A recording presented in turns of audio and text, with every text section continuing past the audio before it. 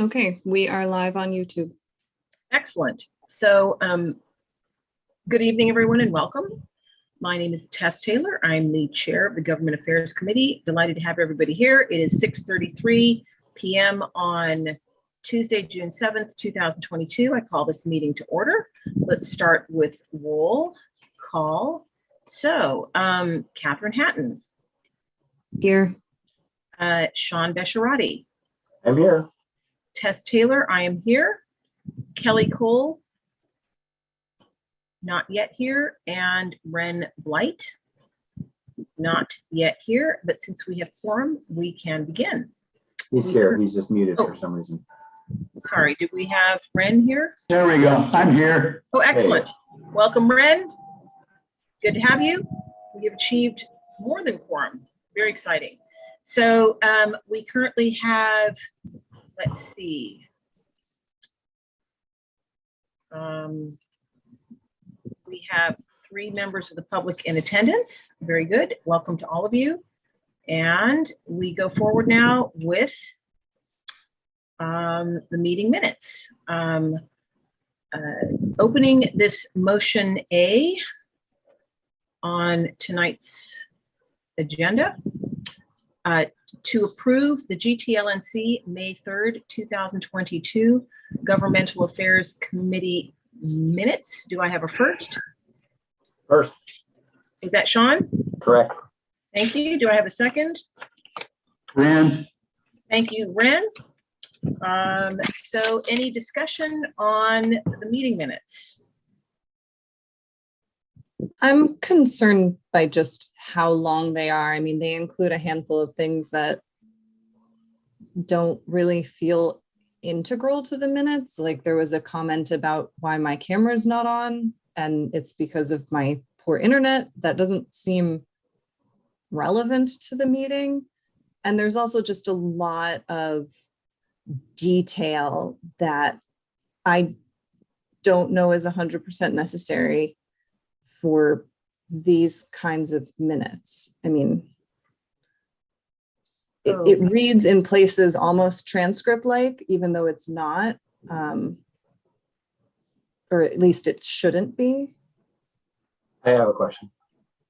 Mm-hmm. With respect to, I guess with respect to me, because this has been something that's kind of gone back and forth over the year that we've been here.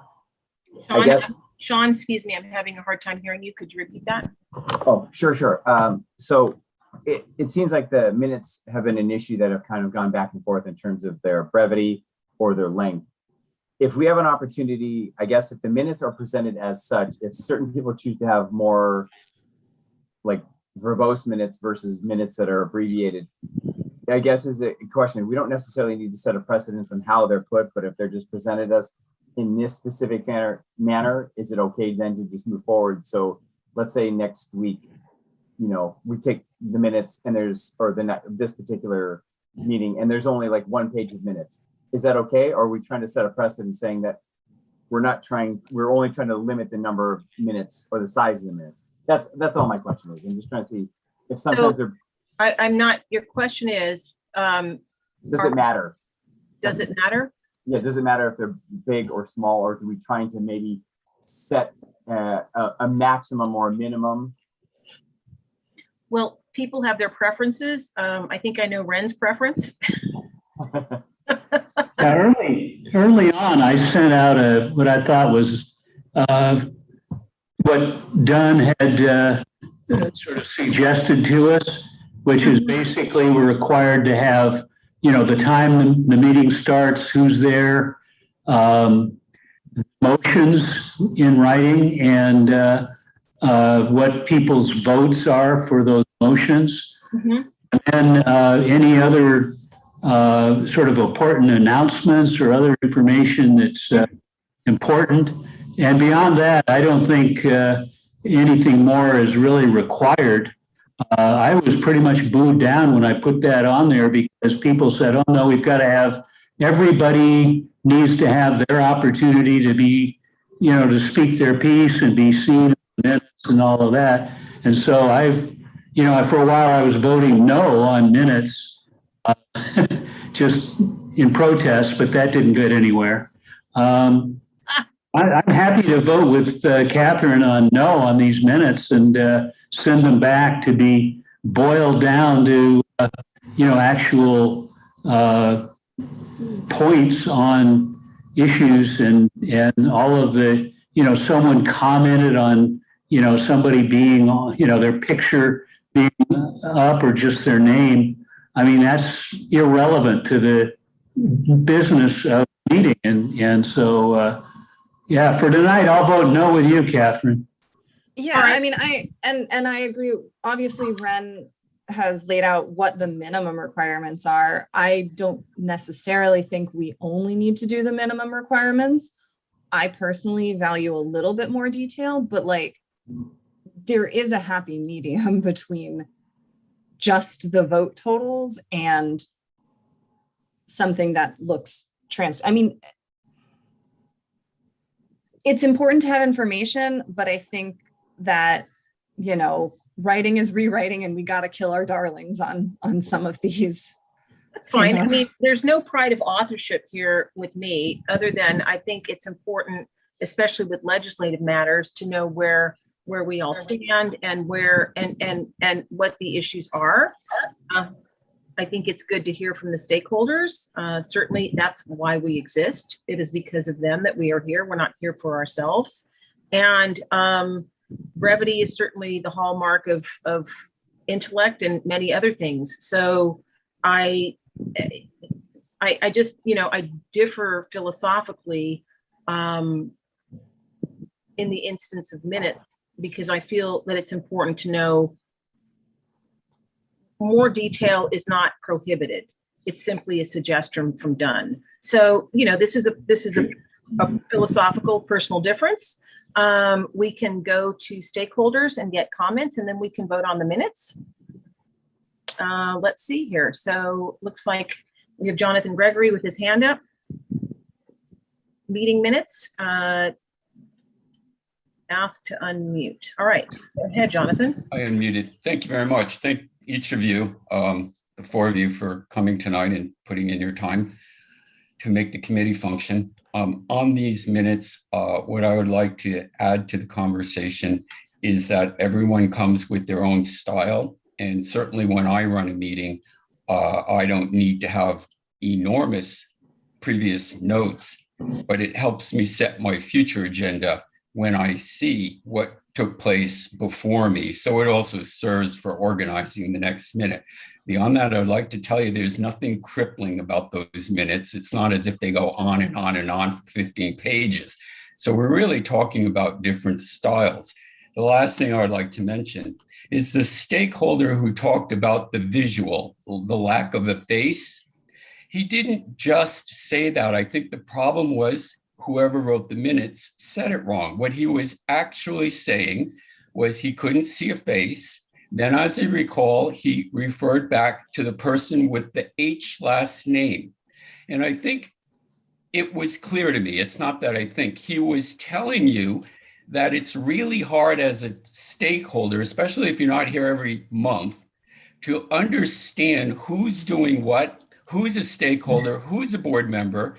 And when a board member isn't even putting their name, never mind their face, there's so little to differentiate what it is a stakeholder experiences. So I think I can't even imagine a justification for having neither your name nor your image for anything at all for a stakeholder to attach to. And that's what he was saying, is that there is an issue.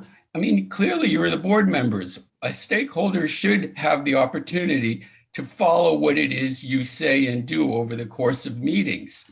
And that gets lost if you're using neither your full name and not your image. So that was the point that was being made there. And I think it's a pretty valid point. I completely understand a wish for privacy. Perhaps you don't want to show your face, but I don't know that when you got elected, you got to continue on a privacy without putting your name on things. I don't agree with that. So I don't know what the rule is, but I wouldn't agree with it. Thank you very much. I appreciate it. Okay, thank you. May I reiterate, my name is available. My photo is available on the website, the gtlnc.org website. My name is Catherine Hatton. And the reason I don't have my video is because of internet issues. And Jonathan, I know you've been at meetings where when I was screen sharing, it cut me off. I'm not talking about your face and name. It's Couldn't really handle hard when that. you just see letters. I started this a year ago, and I had a really hard time because there are other formats other than Zoom that people have to be familiar with. So it's confusing.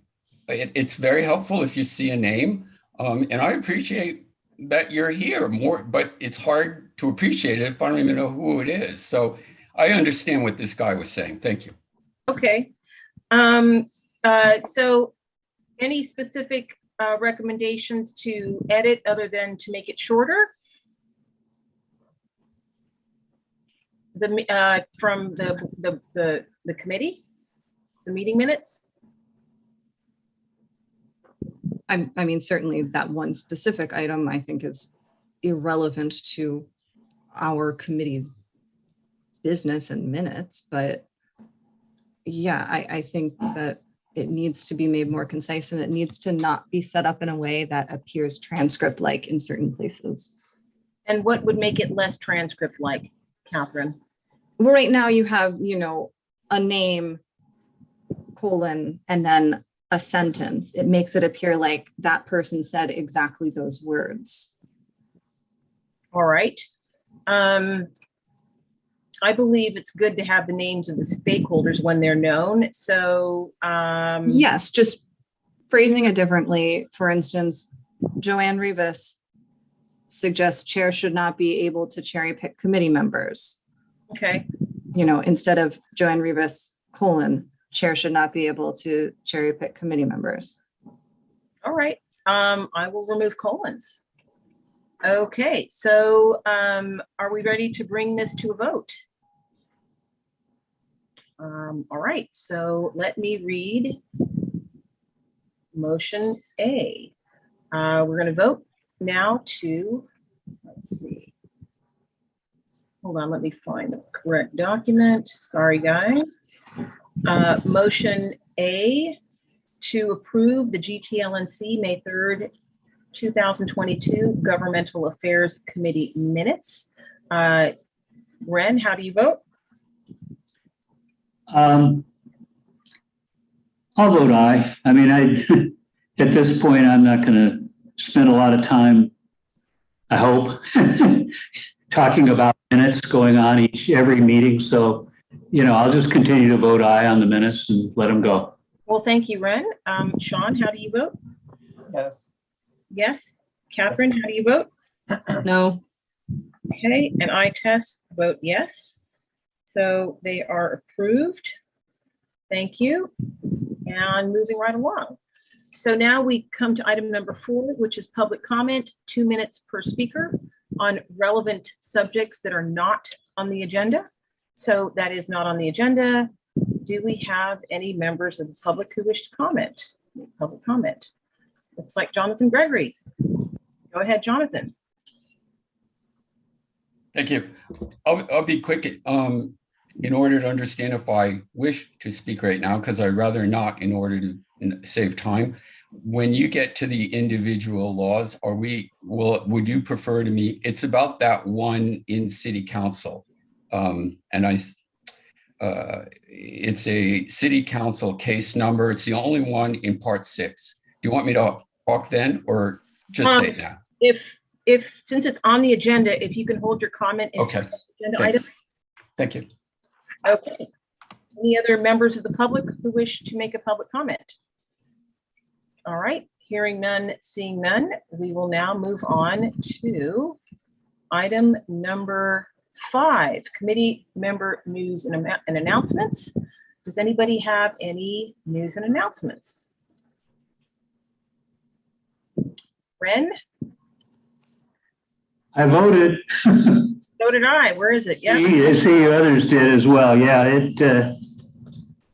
You know, I'm sorry I wasn't able to take you up on the mayoral debate. I would have liked to check that out, but I did check out quite a few others. So I will just say that even though it was there was a huge swath of candidates this election, which is more than we've seen in a long time. And I think that's good and it's healthy. Even though some of them looked a little, I'm glad that people are picking up the gauntlet. So that's a good thing. Any other comments, news, or announcements from the committee? All right, seeing none, hearing none, we will now go to item number 6, ongoing business. This is standing agenda item A, pending legislation that we are tracking. Now, Ren, I included some of the bills that you put on here a month or so ago. So would you like to take those first, or would you like to swap in and out and go by the list? What would you prefer?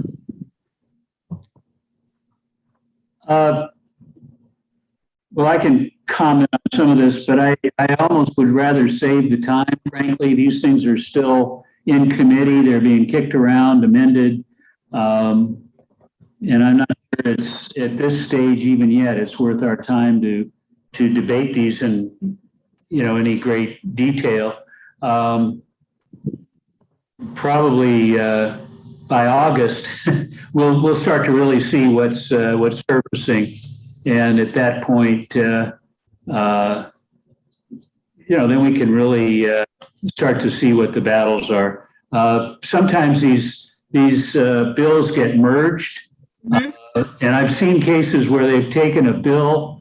Effectively, they've taken virtually all the language out of the original bill and put something else in there. They do a lot of funny business up in Sacramento, and a lot of it is just the mechanics of how the state is organized is convoluted and difficult.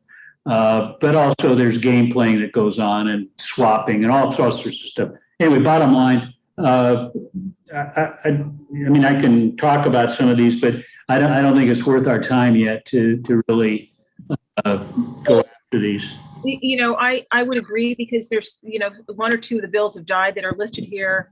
And I mean, I have a couple technical questions for you, Ren, although I would love to have your just initial reaction to the bills that you put on here for tracking, just one sentence. And that is, once a bill has been killed, whether the Assembly or the Senate, do we have to look for its return as that bill number? Or is it, I know that they can come back as a new bill, but once a bill has been killed in committee, can we strike that number off the list unilaterally? Yeah, I think that's right. But some of the content of a bill can show up in another bill. That I was aware of, and that's what we really have to be careful of. And the gut and amend as well. So, and for those of us who are less experienced than you, Ren, tracking legislation, I'm still relatively new to this, but I'm digging in and watching quite a few of these pieces of legislation as they come and go and change. I would personally like to look at them before August, not in perhaps the greatest detail, because as you say, they are likely to change. I just am not, there's so much that's going on right now. So I think even just a word about keep your eye on this, yes, oppose strenuously unless amended, or do you know what I'm saying? Even a hint like that from someone like you could be very helpful. So if as I think about it, it might be helpful if we can get the assemblyman or our state senator to send a staff person or one of their legislative deputies to walk through this with us. They often have, much more, like day-to-day insight in what's going on in Sacramento. And so maybe we should ask them to join us. And July, you're right, July might be the right time to have them join us and walk through these bills with us and tell us. Also, if we know where our representative stands on some of these, that could also give us some insight in, whether we want to encourage them to change their mind or whether we support what they're supporting. Yeah, I think that's good. So forgive me, but I'm just getting a text from Kelly. Have you had any communication with her, Catherine? Is she joining us? It's not clear. No, I mean, I think since I'm no longer chair, she probably wouldn't reach out to me. Okay. All right. She says she's going to join us shortly. Okay. Very good. Just a text moment by moment. So, which brings us to another question. We're typically dark in July and December. We're typically dark in August and December. August. Okay. Forgive me. So, Yeah. all right. We'll plow ahead in July. Good. All right. So, is there any particular legislative aide or analyst in either the assembly member or the senator's office that you think we should invite specifically, or shall I check it out, Ren? I should know, but it doesn't come to mind right away. So yeah, why don't you check it out? We could talk about it offline. I'll look it up and. Okay. Well, I know a couple of people in the various offices. If you had a specific recommendation, I would start with them. That's all. But yeah, we'll talk about it later. Okay, good. Any suggestions for assembly member, Senate, or other legislative analysts from the committee whom we might invite to bring in and speak? The other possibility, by the way, would be to have the ask our city councilman to councilperson, pardon me, to someone from the legislative analyst's office come. The city has a set of recommendations, city positions on legislation. Some staff people in the city who are also tracking a lot of this. And sometimes those people can tell us, why the city is supporting or opposing certain bills. That's a good idea. I think the current legislative analyst is Sharon. So, yeah. So, all right. You know what? I'll go down the list, and why don't we agendize that for the next government affairs meeting? I'll see if I can't get one of those people at least to come speak on July 5th. All right. Good suggestion, Ren. Thank you. All right. So we hopped ahead to our possible invited guests, new business item 7, but let's go back to the legislation without going into too great a detail. Ren, can you just give us a quick overview of your bill? Sorry, of the pending legislation tracking. Do you have any sort of update or watch for this? Or about half the bills listed here are ones that you that I picked out, and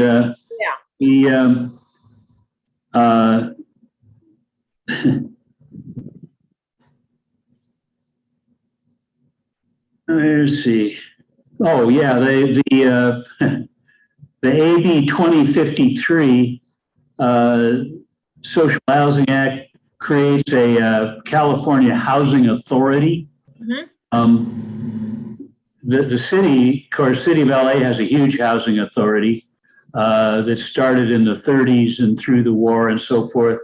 And they've got about 40,000 units. They haven't built a lot of additional housing. They built some, but one of the problems with the homeless is that people are waiting for public housing for years, and there's just not enough being created there. So they're talking about creating a statewide housing authority that will build public housing and have a whole process for people to qualify for that housing. Okay. And if they put serious money behind it and give it enough time, 10 years from now, they might actually have a significant number of units that are state-run housing authorities. The problem has always been, practically from the beginning, that the housing authority sites become overrun by gangs or other sets of problems. And the four public housing projects down in Watts are notorious for all that's gone on down there, although some of that has been cleaned up in the last few years. One over in East LA was pretty ugly for a long time, and it got redone. Seems to be operating pretty well, and they've got the gang problems kind of under control. At least that's what I hear. So I mean, there's a potential for public housing to work, but the history of public housing is pretty spotty and problematic, and so this bill is going to have a hard time, I suspect. Yeah, I think I agree with much of what you're saying, Ren, and I think we need to keep an eye on this. My position here is that it needs to be watched and needs some of the amendments. It was detailed in the meeting minutes from last month, for those who wish to have a look at that.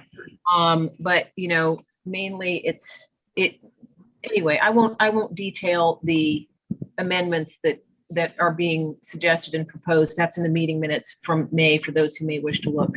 But good, Ren. Anything else on that?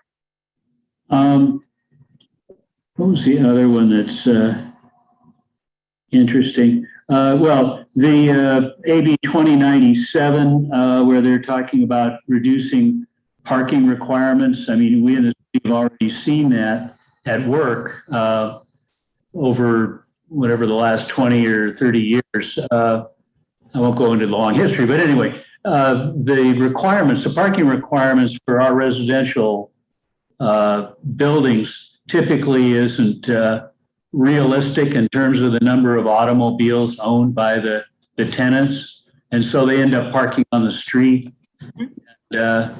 To reduce even further the number of parking, lots, required parking slots is going to exacerbate that problem, I think. And our public transit is just not strong enough yet to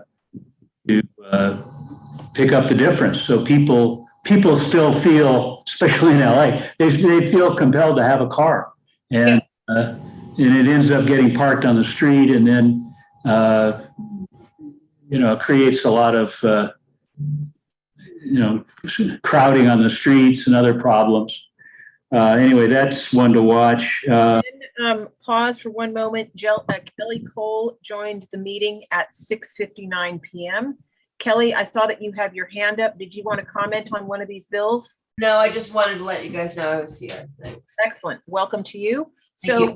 Then the parking bill that you just mentioned, that is, let me just make sure I'm AB 2097, correct? Right. Okay, good. Continue. Yeah, the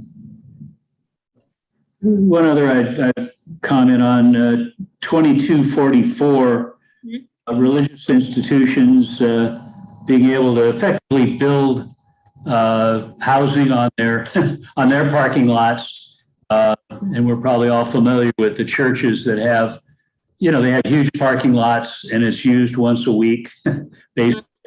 And so the idea is somehow they're going to build low-income housing on that parking, and again, I don't know where the parishioner is going to park on Sunday, but maybe on the streets is okay on a Sunday. Okay. An interesting, again, and it's an urban planning problem. How do you design this housing so it really doesn't, create more pressure on the streets? For the rest of these, the other one I'd want to comment on is SB 1100 Brown Act updates, and that's something we all, we have to live with the Brown Act, so we probably need to keep an eye on what they're doing there. Things that work well in a city council kind of setting, problematic at our level, neighborhood councils. So we need to be sure that we're not stuck with requirements that are practically undoable at our level. Okay. Anything in particular? Not that I've seen yet, but I frankly haven't looked at it carefully. I just kind of glanced at it, and kind of one of those things, if they start requiring that we're doing certain things. And of course, COVID has changed a whole lot of how everybody deals with the Brown Act anyway. But as we get back to the old set of requirements and set of in-person meetings, it could get problematic. And as those of you who have ever been down to City Hall and watched our city council when they have public comment, why council people, I think, almost ostentatiously ignore the public comments, and they're talking to their staff, they're talking to each other, they wander in and out of the council chamber, and they don't pay any attention to public comment. And I would hate to see our neighborhood council get to that point. So, we'll see. So if I recall correctly, this bill was primarily related to removing disruptive individuals and what sort of the restrictions and requirements were related to that. So I doubt that this specific bill, at least in its original iteration, will be particularly onerous for us. It might be difficult to figure out how to implement that, but I don't think that this one will be a significant issue. Yeah, we have to just be careful that they don't slip other stuff into it. That happens sometimes, and we just have to kind of keep an eye on it. Certainly. So one of the requirements might end up being that we would have a police officer or a security guard or someone at our meetings. And I'd hate to see us have to pay, on an ongoing basis to have a security guard just because somebody might get up and make a big noise. There are two bills that Dunn is tracking related to public and open meetings and teleconferences that I want to add for tracking on the next agenda, AB 1944 and AB 2499, which address some of those things, public and open meetings, the ability to have teleconferences, and I think a blended version of the meetings that we're now having. So I will add those to the next agenda. They're related to this, and certainly, I think we need to keep an eye on that. So good. Anything else on that, Ren? No. Tess, what was the second bill? I got 1944. What was the second one? AB 1944 and AB 2499. That came in our Empower LA June 3rd email update, if you would like to check it out. Thank you. So let's see here. Then, so Ren, did you have any thoughts or comments on SB 948, the Housing Finance Program Development Reserves, or is it too soon to say? Again, I've looked at it initially. I haven't gone back to look at it and see where. All right. So any comments on from the committee or the public? First the committee, then the public. All right. Jonathan Gregory, go ahead. Thanks. Is this that moment that I would be talking about the city council file? Not quite yet, because I was okay. I was going to be back. I'm here. Go from the top of the list and work my way down to that. Okay, so, thanks. All right. All right. So I'll just give a real quick 25-cent tour here and the updates that I have found. And I'm sure you're right, Ren, that this is, this is still very much in process. So AB 1288, that was one of yours. I'll let that go. AB 1910, publicly owned golf courses, converting them to affordable housing. That died in the first house, so that can be taken off the agenda. Let's see. AB 1911, that is, we're going to leave that alone for now. AB 2006, regulatory agreements and compliance monitoring. That was one of yours, Ren. We'll keep that on the agenda. AB 2053 that would enact the Social Housing Act, which Ren mentioned earlier. An action was rescinded on June 2nd, whereby the bill was referred to a committee. So the position that I'm taking is that we need to watch this. It needs amendments, which are detailed in the meeting minutes of May of the Governmental Affairs Committee. I refer people to that for details.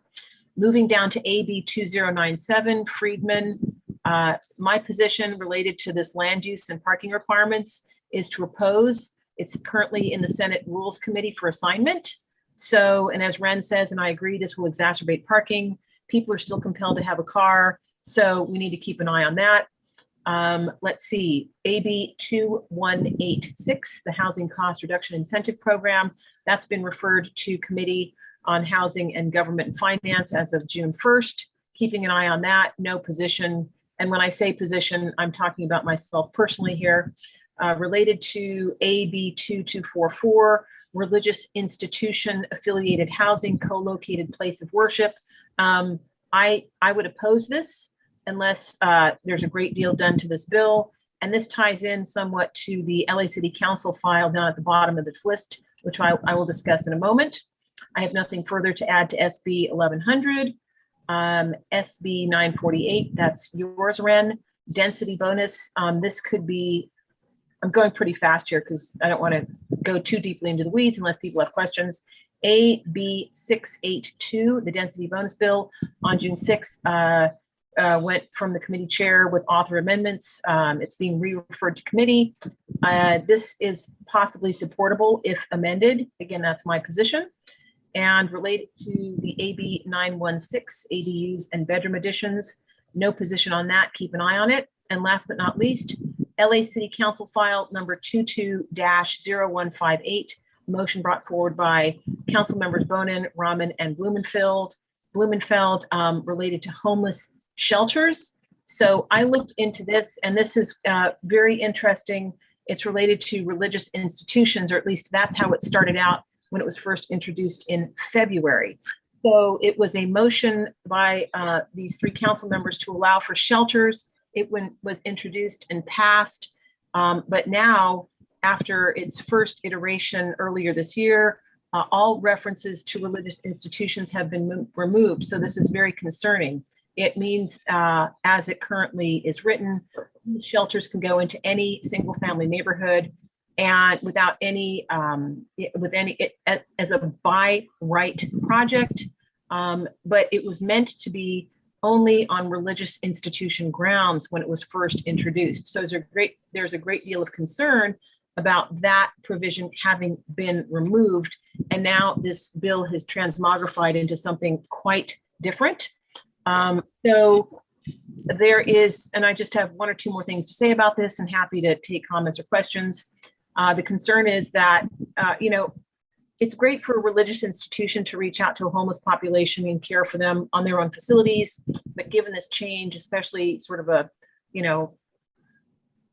sleight of hand, there's concern about the ability to help and house the homelessness on the basis that is now defined in this bill. It could be anywhere at this point, well, in R1 or R2 zoning, and that's a concern. Right now it's a study, and I believe, let's see, it's yet to be scheduled for a full council vote, but if it passes, it will go to planning and land use.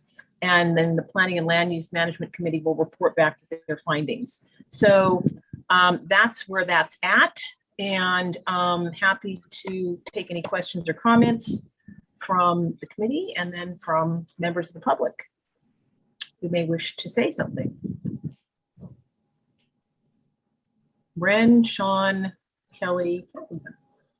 I will just say I understand the concern about these projects becoming by right in most neighborhoods, but there is something to be said for not trying to sort of segregate shelters out from the rest of the population, to actually try to have them within neighborhoods where they can actually live and work in neighborhoods where they can become part of a community.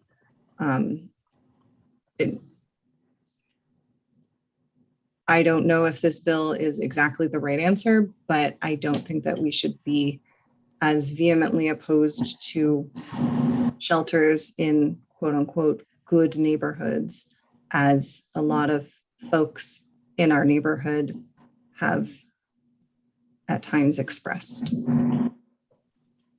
Well, I will say that the opposition is more to any input from the community whatsoever.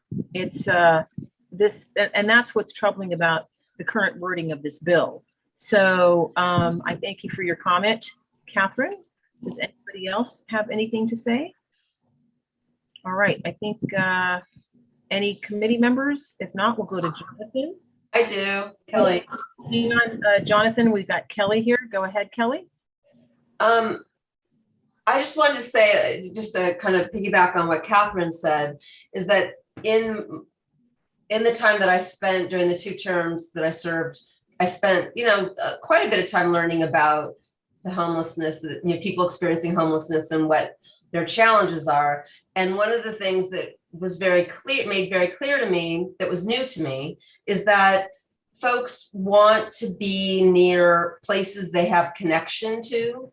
Like, they often are in an area because they have, say, a brother who they used to couch surf with, that they can't do that anymore, but they still have a brother nearby that they can, see once a week, or they grew up in an area. And that's usually why they're in the area that they're in. It's not random.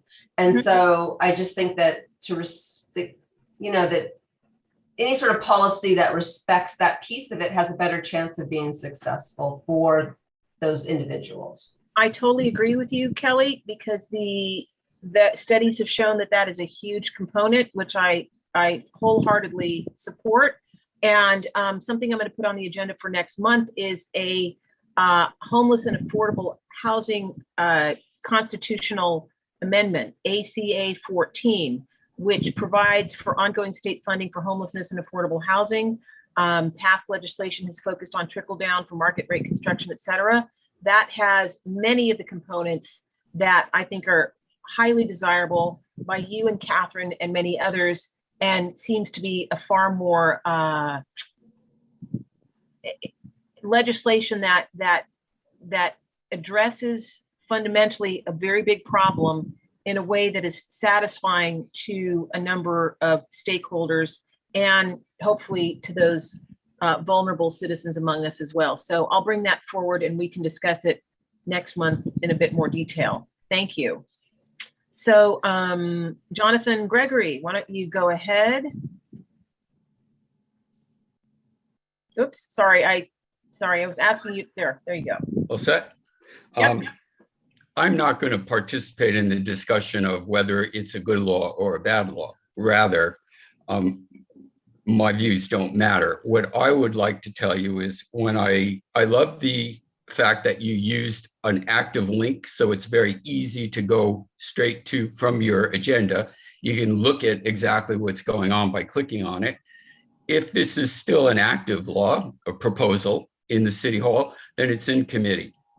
If you look at all the activity that's occurred, other neighborhood councils have been sending in their CISs, and the last was received on June 1st. Mm-hmm. Some are against, some are for, and some are creating demands on how that law is to be worded. In any case, other neighborhood councils are taking positions, and this is an urgent matter, just as previous conversations in this council have shown that whatever occurs in city council is sometimes unforeseeable. Therefore, at this point in time, this neighborhood council knows it's capable of receiving a CIS. And that means time is of the essence. From everything I've learned from you board members yourselves, because I haven't gotten much education anywhere else other than here and what I can read. But clearly this is coming from you board members, that it is an issue of time is of the essence.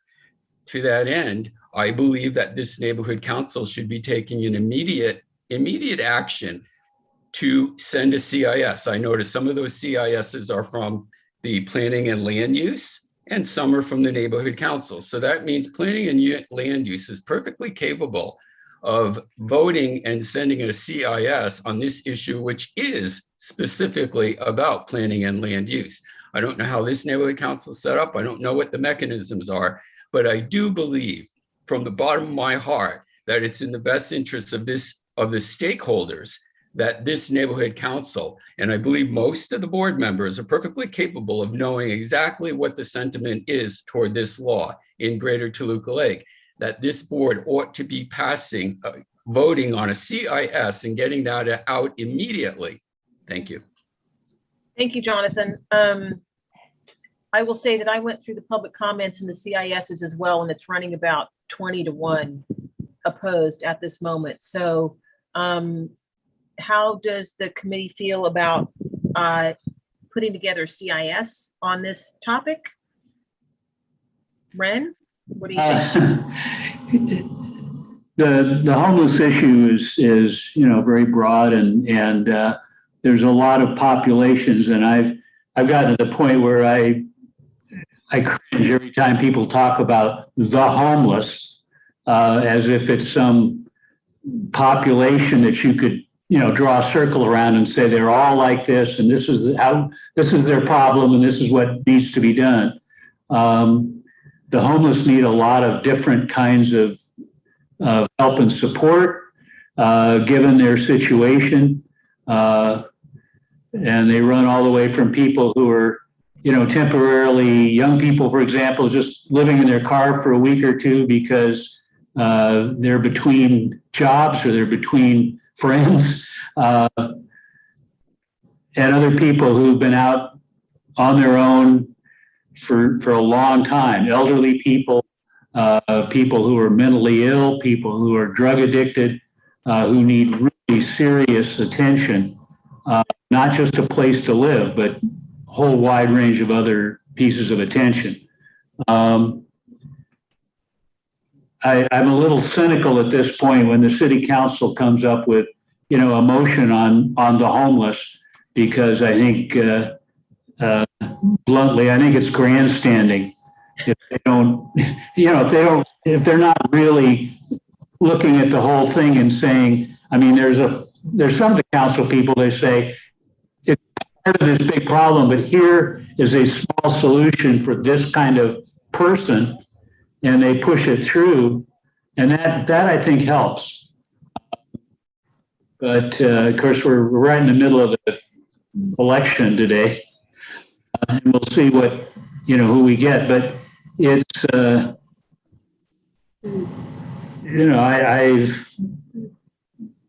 shelters I think are good, and neighborhood councils who do a CIS basically say, we don't want any shelters in our community.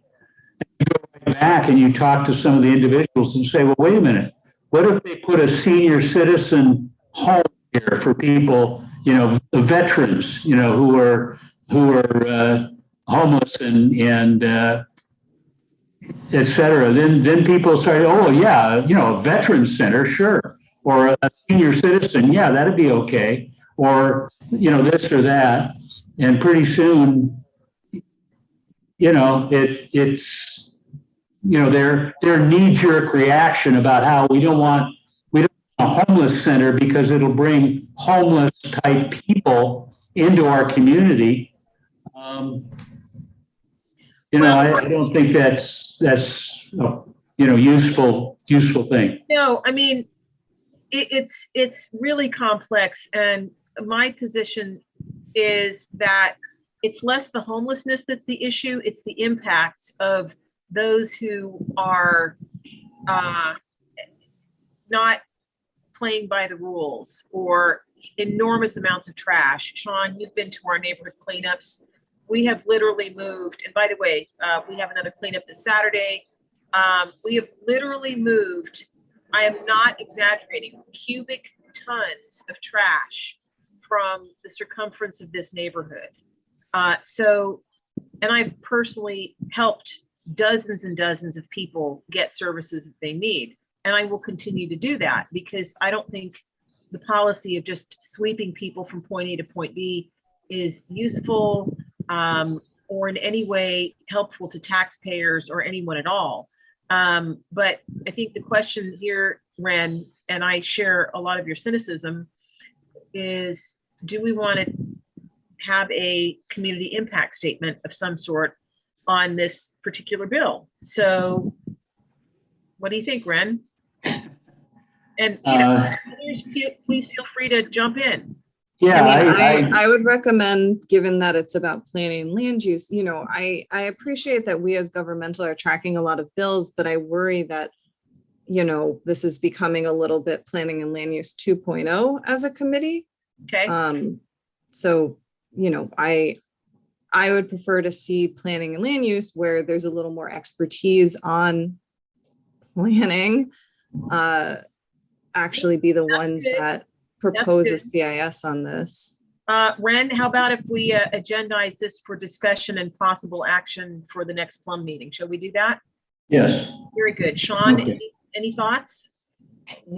It's funny when Ren said that he kind of cringes a little bit when the homeless. I actually get that because he's right. It isn't a broad sweeping. It's not a broad sweeping brush, and I kind of get that. And everything that everyone's conveying, I think to some degree I agree with, and I know I'm not really saying much or I'm not bringing anything new to the table, but I know that when I reached out to you a little while ago because there was someone of concern that we had, there was someone that I felt that could need the help, and I think that's where the differentiation comes in, because there's also people out there that are they're completely apathetic to everything, and they don't want to do anything. They just want to live on the streets, and that's fine. I mean, I guess that's our prerogative.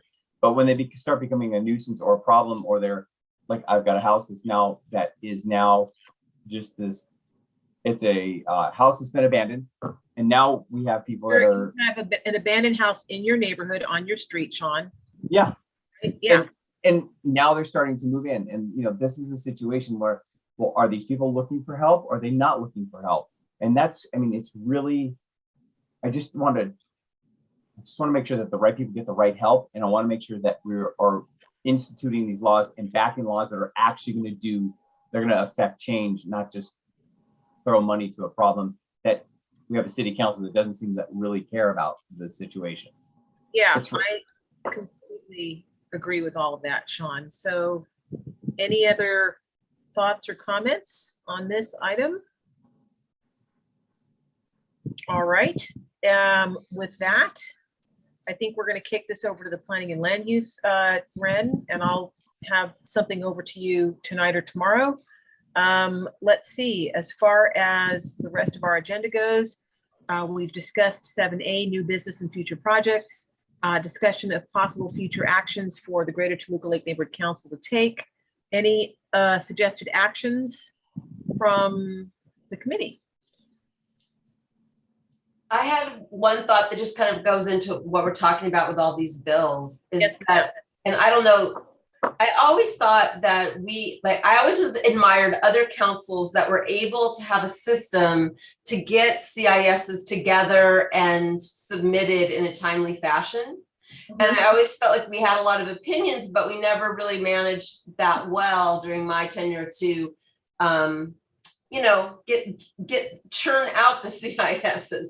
So I was wondering if governmental affairs could come up with some sort of system. So sometimes maybe, that CIS should originate in another committee, but maybe governmental affairs could kind of have the umbrella sort of system so that it could be done easily. And there was someone like overseeing. I've had the identical thought. And by the way, the strange noises are my dog. I apologize. It's not. It's the pangs of hunger. No, it's not hunger pangs. He's making some very odd noises. He's running in his sleep. I've had precisely that thought, Kelly, because I attend a fair number, some neighborhood council meetings of adjacent neighborhood councils. But they're up to the ones with which we share borders, and some of them are CIS generating machines. It's unbelievable. So I will talk to a few of them and see Ren, you've been around a lot longer doing this than most of us. Any suggestions, recommendations? I